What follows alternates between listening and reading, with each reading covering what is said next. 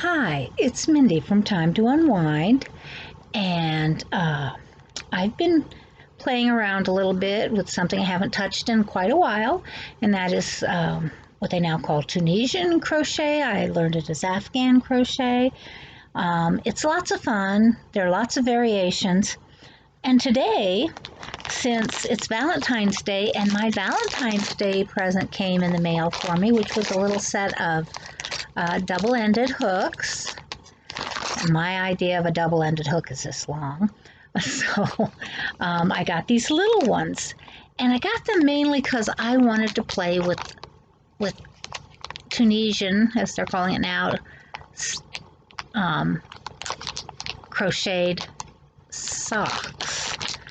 And so in order to do this, first I'm going to give you a quick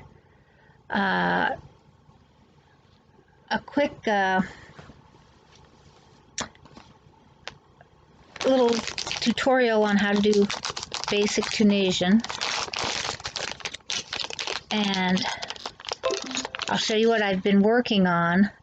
Now, these particular hooks are not ideal perhaps, but hey, they're a whole set, and each hook has two sized hooks on it, but they're right next to each other, so they can be used together on the same project. This is a size 7mm and a size 8mm together.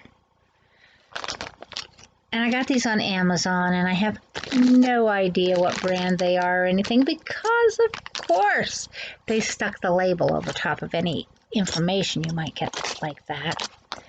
But they are one of their inexpensive ones. I believe this was a $10 set. And so, of course, I was drawn to it because anything that doesn't cost too much works for me. So, with Tunisian, one of its outstanding characteristics is its ability to roll up on itself. So, if you do not want it to roll, which most people don't, what you're going to need to do is to use a much smaller thread for the hook size or a much larger hook for the thread size. So I am doing that, and I have absolutely no idea what this yarn is. I've long since lost the wrapper, but it's pretty and it's glitzy a little bit. I don't know if you can see it, but it's kind of a purple and teal with a kind of a purpley magenta-y metallic through it. So I thought, well, this is probably going to be good for Valentine's Day. So you start out by chaining, and you chain loosely. Everything about this is going to be loose because seriously, you've got to counteract the curl. So I have done 1, 2, 3, 4, 5, 6, 7 stitches, and these look too tight to me, but we'll see how they go. So once you've got them made, now generally speaking, it's often advised that you use the bumps on the back to get this. I started out using the side stitches, but the bumps are just fine on back because they do make a pretty finished edge. But all you do is pull it up and leave it on the hook. So it looks a little bit like knitting. A lot of people consider this like a cross between knitting and crocheting, and to be honest, when I used to teach my 6 thumbs classes, this was the step between crocheting and knitting as I taught it.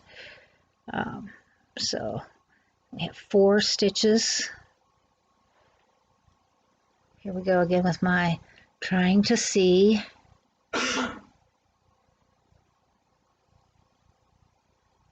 5 stitches.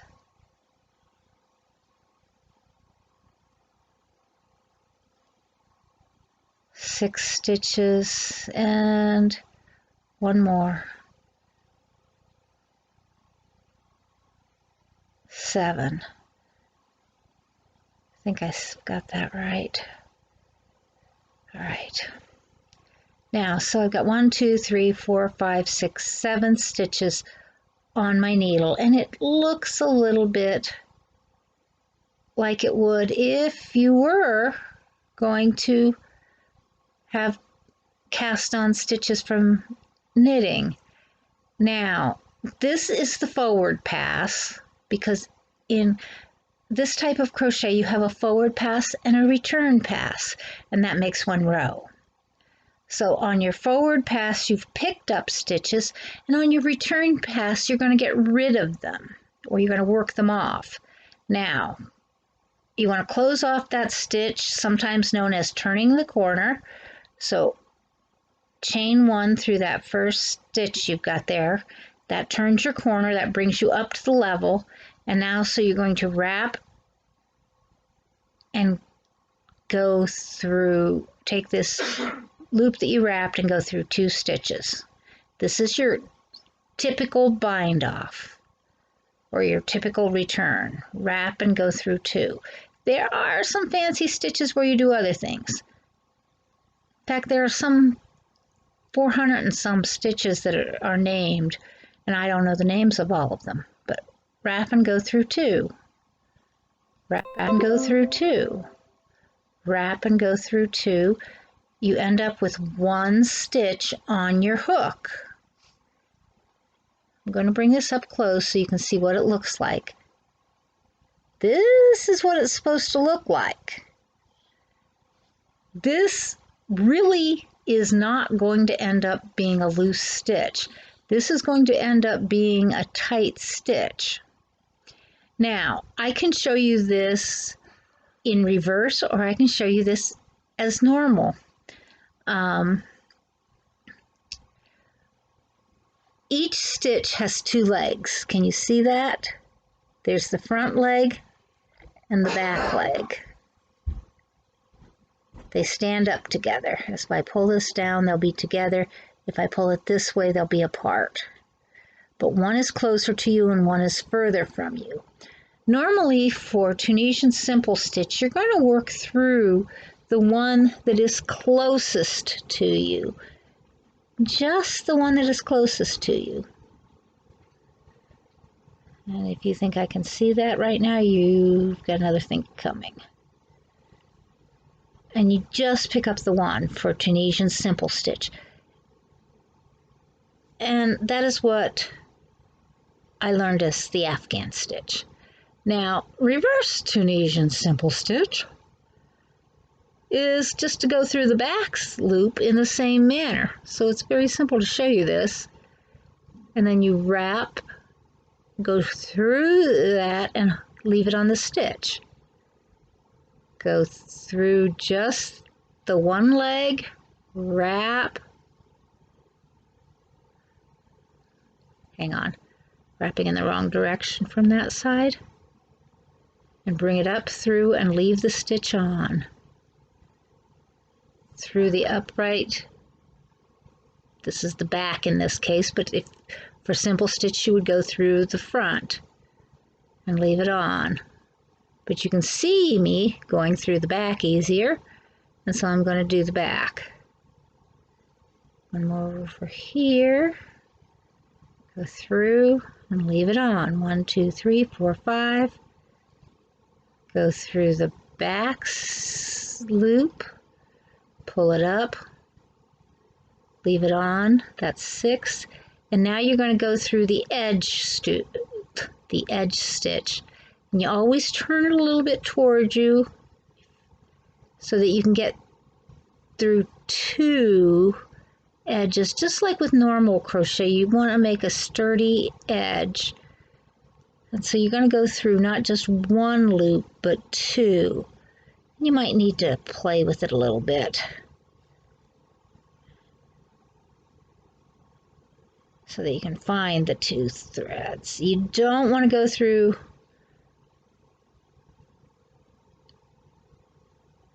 is that 2? I think You don't want to go through all three either, and I very easily can do that.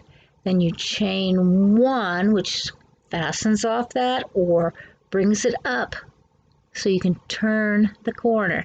So chain one to turn the corner or fasten it off, and then, and I don't like to say fasten it off because that gives you the wrong idea, wrap and pull through two, wrap and pull through two, wrap and pull through two, wrap and pull through two, wrap and, did I get through both of those?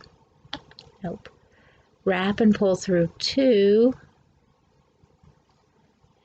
wrap and pull through two, and one on the hook. Now,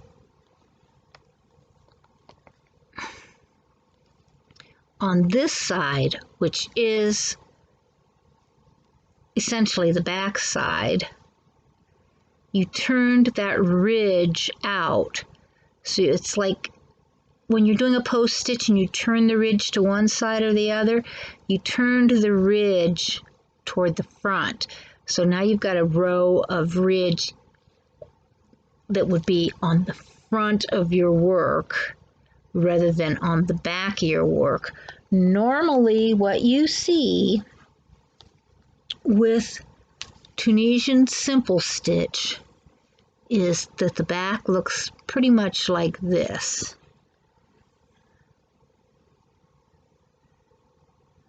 Try to get somewhere where you can actually see what that looks like. Now,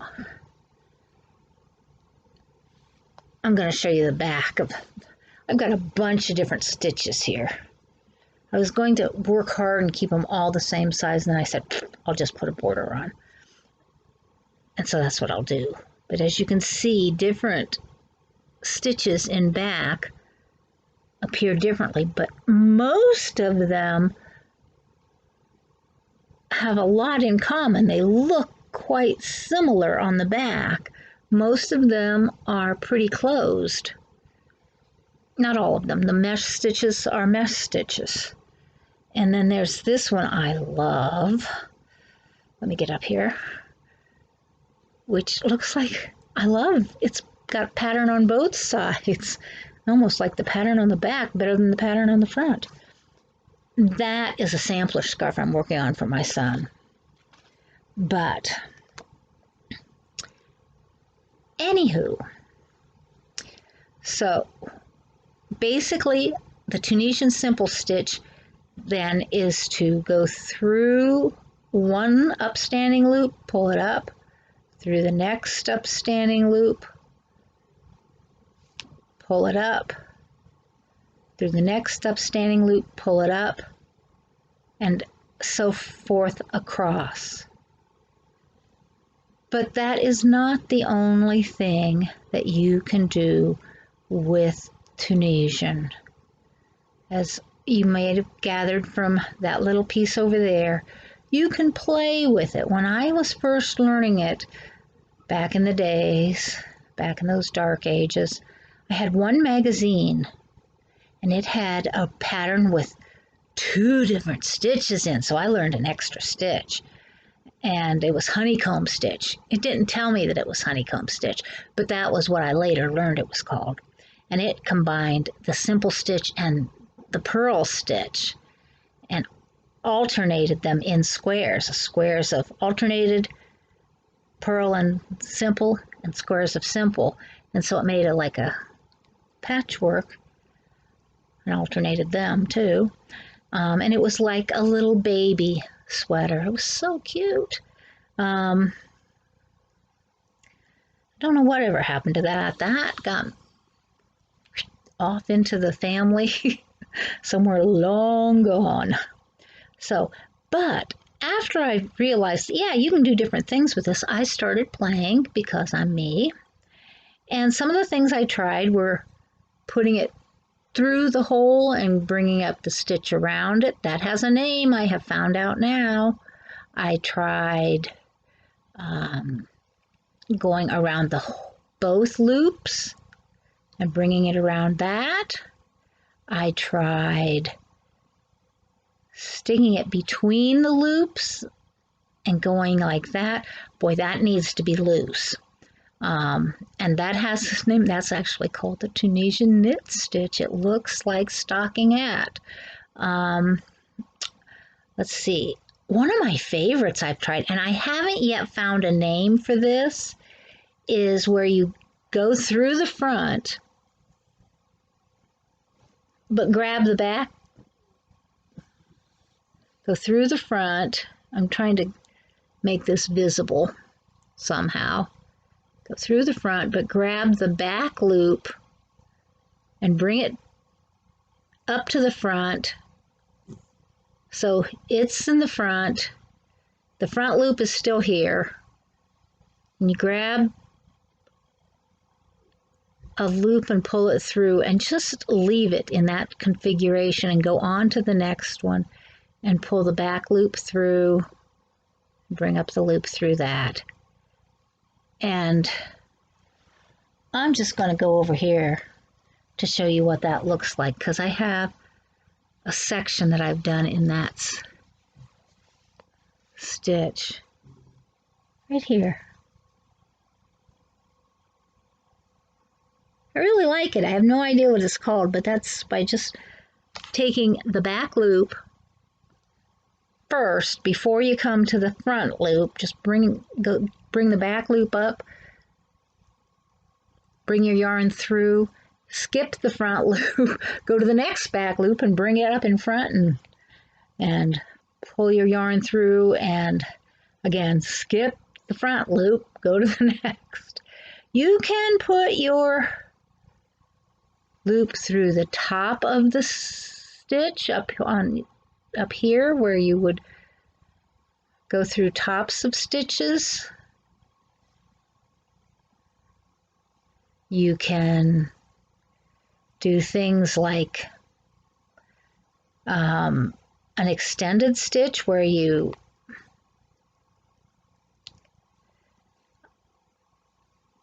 put it through the front loop. Let me stretch this out so the loops are in the right place again. You can go through it and then do a chain. Now, if you're going to do something like that, you want to, rather than have this elongate and be sloppy, you might just want to chain 2 over here. You're going to do that, and then bring up your simple stitch and chain 1 beside it, and then leave both of those on. You can wrap and do a double as you go through.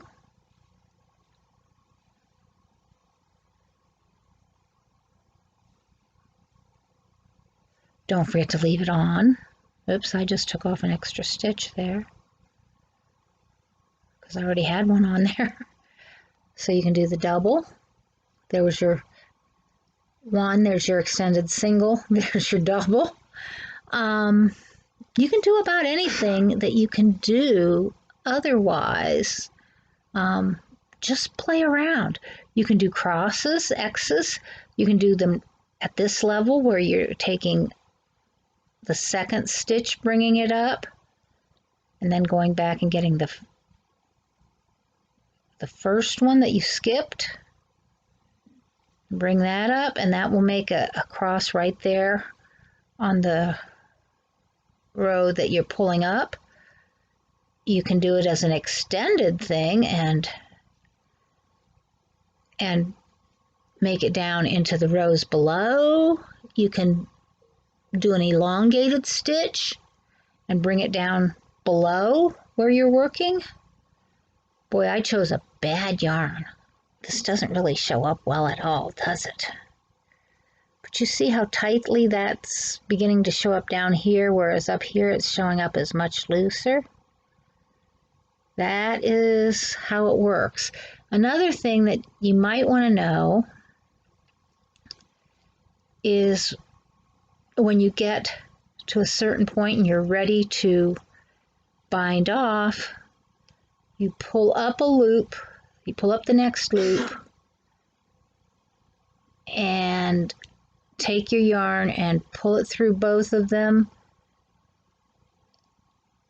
pull up a loop, pull it through both of them. In other words, you do a slip stitch bind off. There are probably other bind-offs, but a slip stitch is best. If you're doing a pattern, to the extent that you can, you follow the pattern. If you're doing pearls, purl it off, whatever. Now, I told you I was really excited to get this double-ended. For years, I didn't even see double-endeds out there. So let me show you how a double-ended works. And when I first got a double-ended, I only saw them in the long lengths, and I used it to work a flat hat from both directions. It was very thick, and it was two-toned. I had a deep blue and a deep red, and I used those two yarns together. Let me get another yarn. I'm not going to use these two together, so it won't matter that they are horrible colors together.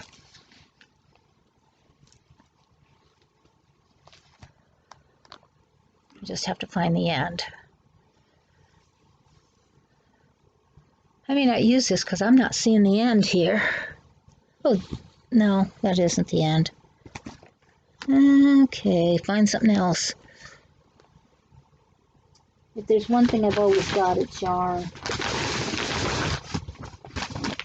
Usually in the works like that. That's taken out the paper. Here's something. And this will definitely show up. Okay, so when you're doing this, when you're using a double-ended hook, after you've done the forward pass and you've got it over to the left-hand side of your hook, you've got this double-ended hook here. I'm going to take this one. Now you may or may not want to do your slip knot to start with.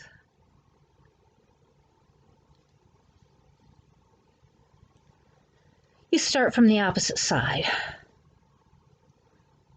In all honesty, you can start from either side, but traditionally you slide your stuff over and you start from the opposite side. And just as before, you take that extra chain,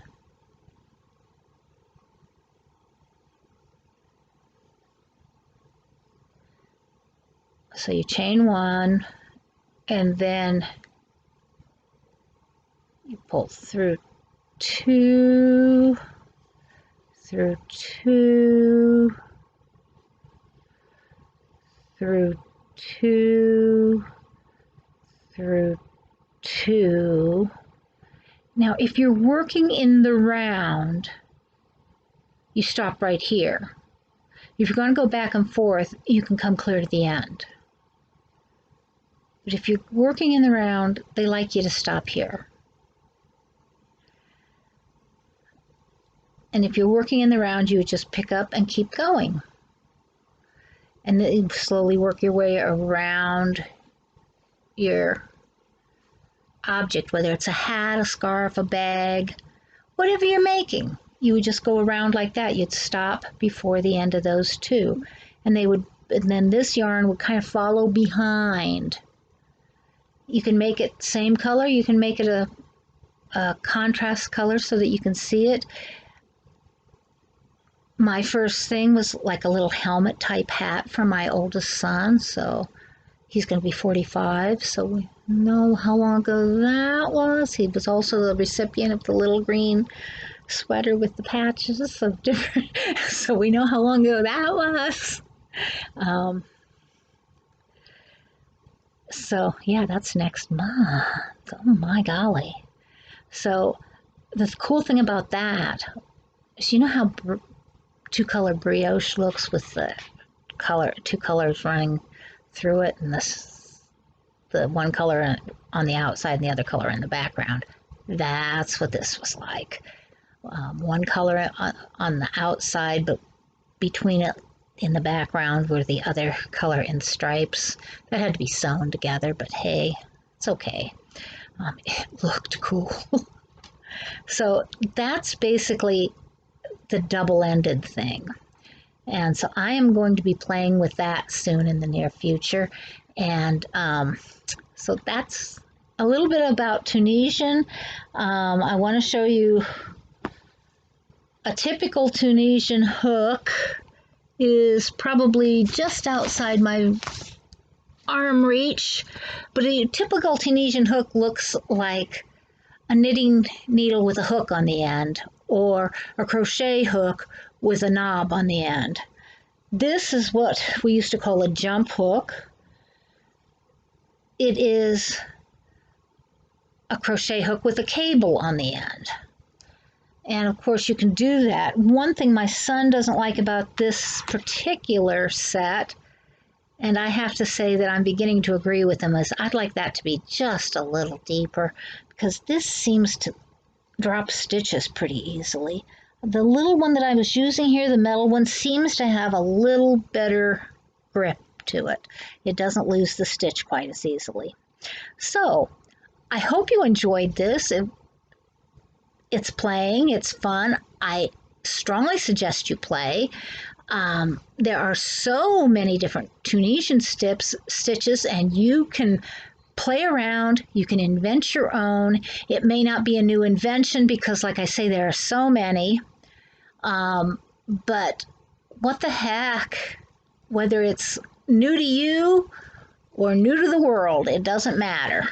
If you can't find it, that doesn't mean it's never been done before. You'll eventually probably stumble across someone who says, oh, I think my grandma used to do that. No, it was my great-grandma. It doesn't matter.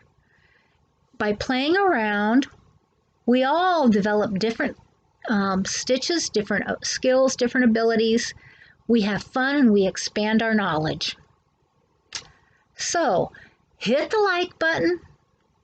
Hit subscribe if you haven't already. Hit that notification bell so that you can be notified when we do this again. And see you next time. Bye-bye.